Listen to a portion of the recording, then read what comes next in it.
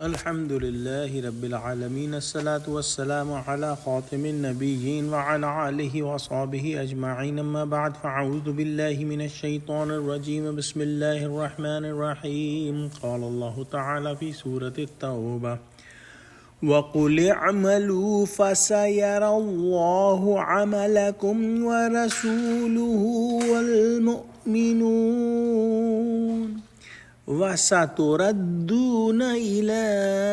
عَالِمِ الْغَيْبِ وَالشَّهَادَةِ فَيُنَبِّئُكُم بِمَا كُنتُمْ تَعْمَلُونَ۔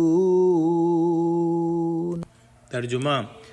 اور ان سے کہہ دو کہ عمل کیے جاؤ، خدا اور اس کا رسول اور مومن سب تمہارے عملوں کو دیکھ لیں گے اور تم غائب و حاضر کے جاننے والے خدائے واحد کی طرف لوٹائے جاؤ گے، پھر جو کچھ تم کرتے رہے ہو وہ سب تم کو بتا دے گا۔ یعنی توبہ وغیرہ سے گزشتہ جو پاسٹ کی تقصیرات وغیرہ ہے وہ معاف ہو گئیں، لیکن آگے یہ دیکھا جائے گا کہ تم کہاں تک صدق و استقامت کا عملی ثبوت پیش کرتے ہو۔ لہٰذا اگر کوئی شخص توبہ کرے اور دل میں یہ ہو کہ گناہ چھوڑنا نہیں ہے، گناہ کیے جانا ہے اور توبہ بھی کیے جانا ہے، تو یہ معاملہ جو ہے وہ ٹھیک نہیں ہے۔ توبہ کرتے وقت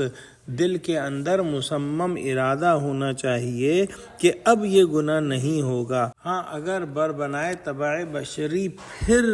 جو ہے گناہ کر بیٹھے تو فوراً اللہ کی طرف رجوع کرے اور پھر توبہ کرے۔ لہذا جن لوگوں نے توبہ کی ان کا اگلا جو ہے وہ وقت دیکھا جائے گا کہ جو ہے اگر ایک جہاد کے اندر قصور ہوا تو آئندہ اور جہاد ہوں گے، اس میں دیکھا جائے گا کہ یہ لوگ کس قدر سچے ہیں۔ پیغمبر علیہ السلام یا خلفاء کے روبرو ان میں امتحان ہوگا کہ کیسا عمل کرتے ہیں، پھر خدا کے یہاں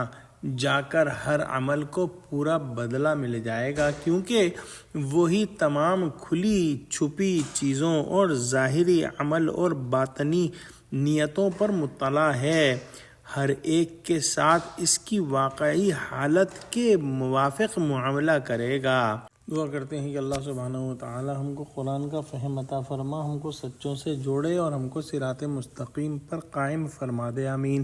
وآخر دعوانا الحمد للہ رب العالمین، والسلام علیکم ورحمۃ اللہ وبرکاتہ۔